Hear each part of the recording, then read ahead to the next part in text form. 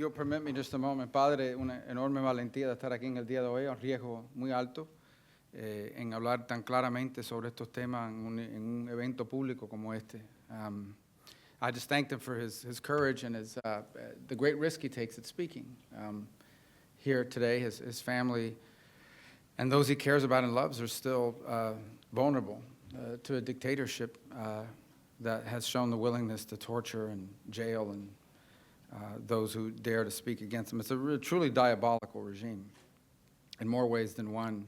And we throw around political courage and terms like that loosely these days in politics. But this is true political courage, the willingness to risk your freedom, your life, your safety, that of those you love, to speak for a very fundamental truth. And that really is what I think is at the core of what we're discussing here.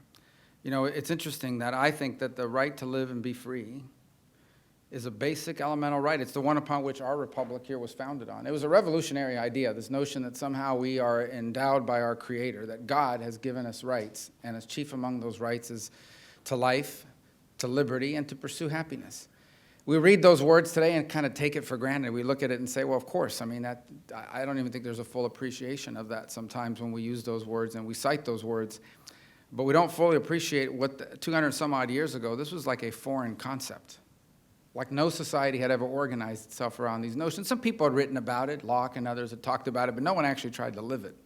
In fact, if you look at the history of mankind, about 5,500 years of recorded human history, with the exception of a brief period of time in Greece, no society was free or democratic. Virtually every human being that ever lived, up until about 200 years ago, had no choice in who their leaders were. Their leader was the person who won the last war.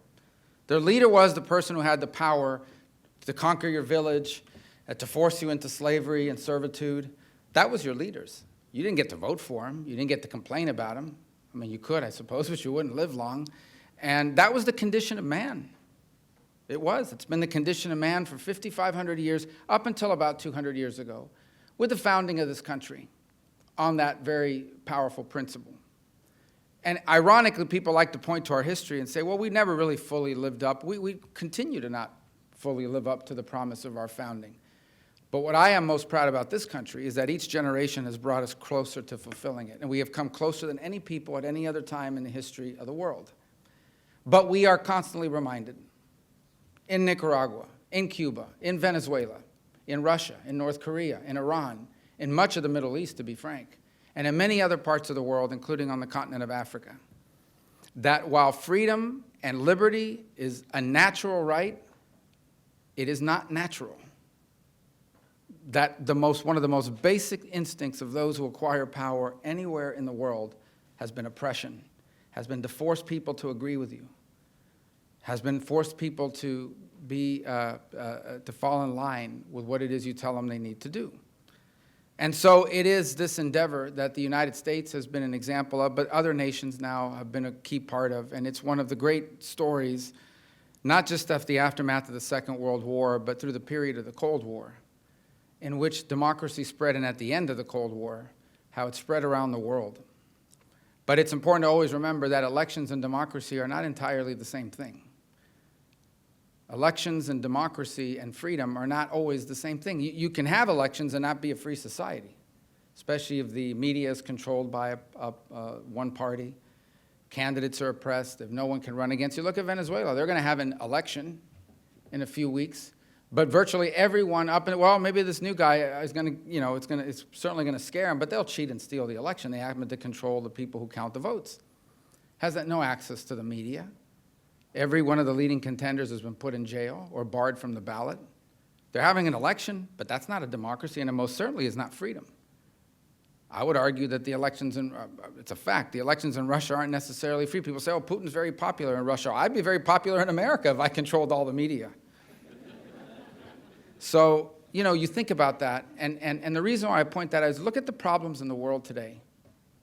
Look at where we look in the world today and say, okay, there's a problem. What is behind all these problems? If you go to the Middle East, it's Iran and radical jihadists. If you go to Europe, it's Putin and Russia. If you go to the Indo-Pacific, it's China and then North Korea. What do they all, if you go in the Western Hemisphere, look at the source of mass migration in some of these countries. It's Venezuela, it's Nicaragua, it's Cuba, it's Bolivia. and it's places that are overrun by drug cartels and narco-traffickers and narco-terrorists. What do all these have in common? What do narco-terrorists and Kim Jong-un and Fidel Castro and Maduro and the Ortega lunatics and Putin and Xi Jinping and the Chinese Communist Party, what do they, and the regime in Tehran and the radical jihadists and ISIS and Al-Qaeda and all the other, what do they all have in common? These are not Democrats. These are not people that believe in liberty. These are not people that believe in the dignity of the human being, in the dignity of the individual, of the right not just to be free, but to have the freedom and the liberty to fully live up to your potential, to what you were created to be by God, and to serve the common good, to have the liberty to do what is right. It's one of the great misconceptions about freedom. Freedom is not the freedom to do whatever you want. It is the freedom to be who you were created to be and do what was right, and do what is right, to have the liberty to do what is right. And so all the problems of the world find their genesis at their core in totalitarian, oppressive movements and or regimes. And as much as we wanted to believe that history had ended in 1991 with the end of the Cold War, human nature has not changed. Human nature is the same today as it was 5,500 years ago, and it tends towards tyranny and towards oppression. And we are seeing it reemerge now. The challenges to freedom and democracy all over the world are embedded in this new coalition of governments. Of China and Russia and North Korea and Iran, who are in a formal alliance like NATO, but are increasingly cooperating. And they'll argue they want to have an alternative to the Western-dominated world, and they argue that they want to have an alternative to the U.S. international order.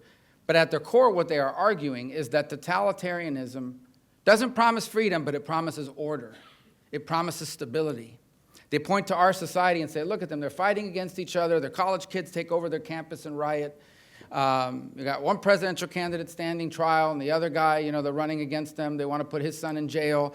They hate each other. They can't even pass budget bills. Democracy is messy. It doesn't work. Freedom doesn't work. Here's what works.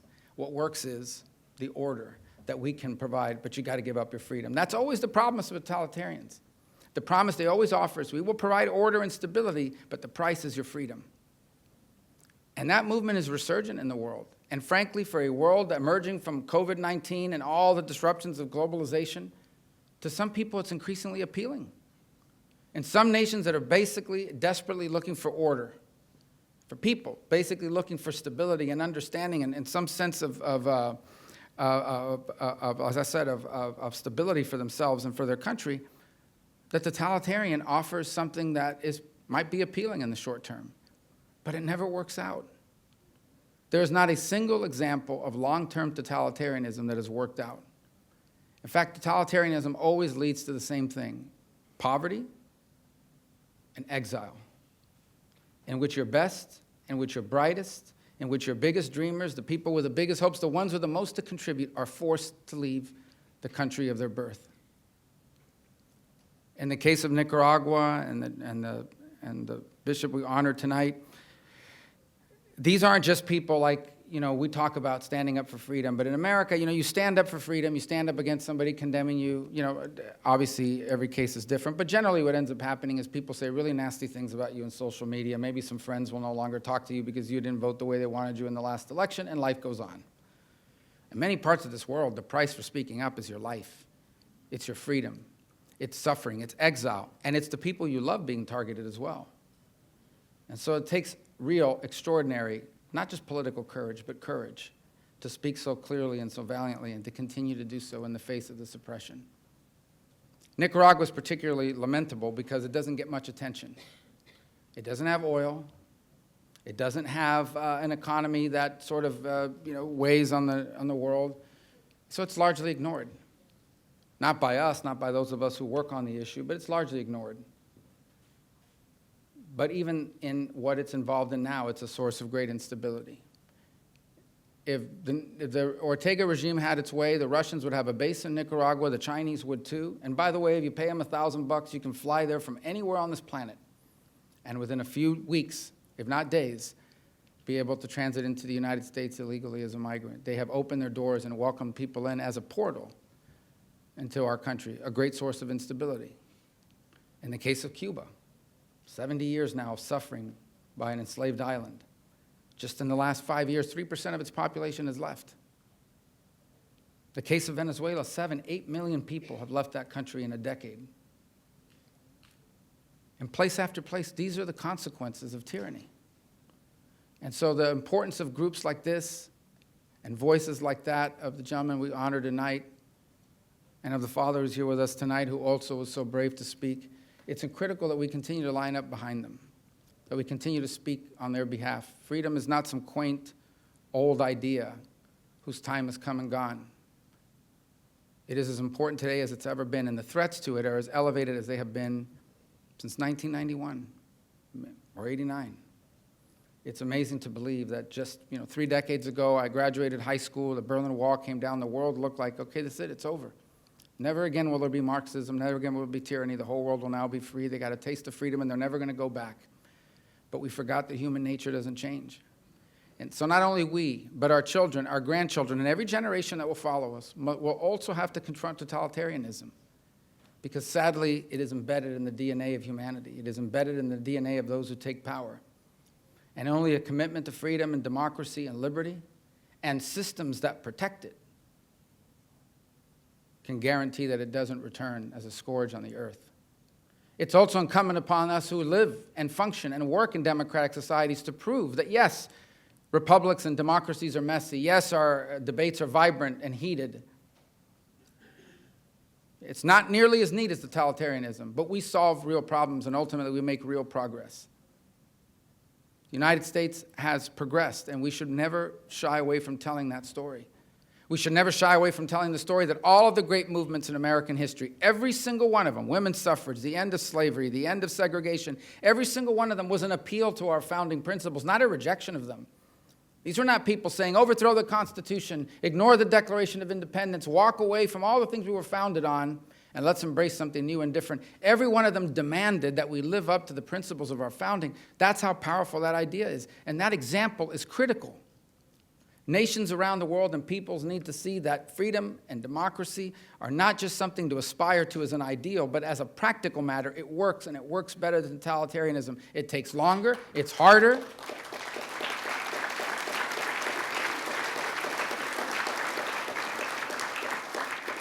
It requires you to listen to people you don't agree with. It requires you to work with people you think maybe I'm half crazy. Right, Dan? A little bit? Half crazy? Quarter crazy? But that's the price. The alternative is that a small group of people get to decide what happens, and we have no voice or role in it. So sometimes people say to me, well, you've never lived under totalitarianism. They're wrong. Growing up, my home was a totalitarian regime. My home was totalitarian, and my home now is totalitarian too, by the way. Even though 3 of my 4 kids are now voters, so I have to be careful. But they're not taxpayers. Well, one of them is a taxpayer, but still totalitarian. My home. But I'll close with this. I have been blessed with this. I have grown up my entire life, virtually my entire life, surrounded by people who lost the nation of their birth. Obviously, Cuban exiles, but not just Cuban, Nicaraguan, now Venezuelan, even Colombians who had to leave their home because their country was being overrun by dangerous narco-terrorists that at one point threatened the very stability and existence of the country and its government. And sadly now, the wave of Venezuelans that have experienced the same.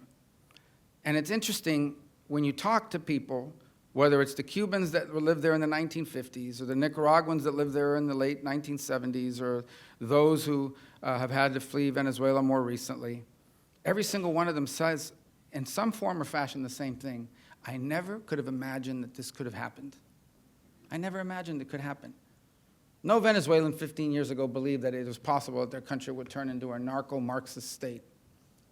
No Cuban in 1956, they may not have been a fan of Batista in 1957, 1958, but they never thought Cuba would become some Marxist puppet of the Soviet Union.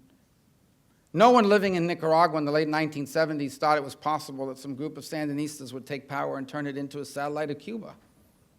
But it happened. It happened because totalitarianism is relentless. And its desire to dominate never ends, and the voices that speak out against it must constantly continue to speak out against it in every form or fashion, or it will continue to spread, sometimes hiding behind some interpretation of Islam, sometimes hiding behind an individual like Kim Jong-un who has to figure out how to remain a dictator for the next 40 years, sometimes behind the ideology of the Communist Party of China, sometimes behind the personal singular ambitions of one individual, Vladimir Putin, who wants to be a czar. But it continues to spread, and it never stops. It is insatiable. It can never be negotiated with. It can never be accommodated. It will never settle for true peace or coexistence. October 7th reminds us of that. These people are never going to be satisfied. They're going to, any group of people that's willing to maim and murder innocents, kidnap and rape, take back people into these tunnels. Totalitarianism is insatiable. And so must the freedom fighter be. And those voices come from everywhere. Father, we're honored, deeply honored that you would speak here tonight, given, as I said, the real courage that it takes to do so. And my last phrase is, I think the church always has had a special role to play. It most certainly did in Poland. Because one of the things that I think we risk, those of us who believe in freedom and democracy and are involved in government, is we end up worshiping government. Government is a tool. Government and politics is a tool. Ultimately, that government and power is not the goal. The goal is the common good. To promote the common good based on the belief that every human being has basic dignity and certain inalienable rights that come from their Creator. And the church is deeply rooted in that belief. And it has played an invaluable role, and certainly in Poland. And the Solidarity movement probably would not have survived without the support of Pope John Paul II and the influence of the church in Poland. And it's great and important to see that the church has played such a valiant role in the struggles going on inside of Nicaragua. And there's a reason why when Fidel takes over, he runs out the Catholic Church, starting with the Jesuits. He had been trained by Jesuits, so he knew, I got to get rid of these guys because the next kid growing up that's going to overthrow me is probably being trained in their school right now, so he got rid of them. My son actually goes to that high school now in Miami, and my other son graduated from there. They had one bad alumni, unfortunately. His name was Fidel Castro, because Raul never graduated, so they always remind you of that.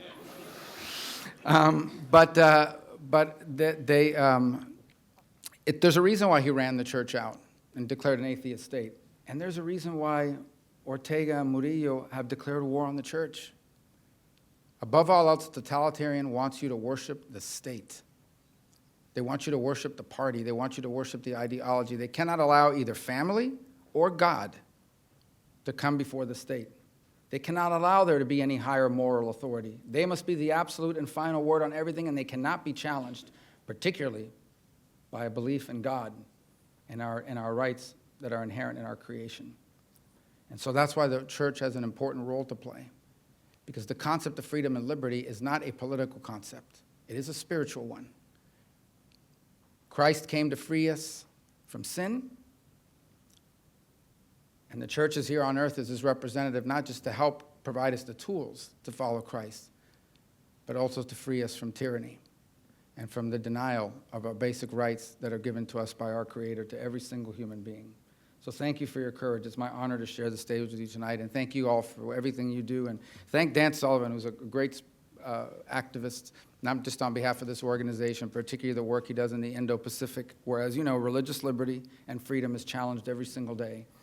And so thank you for your service in that regard, and God bless all of you. Thank you for the chance to speak to you.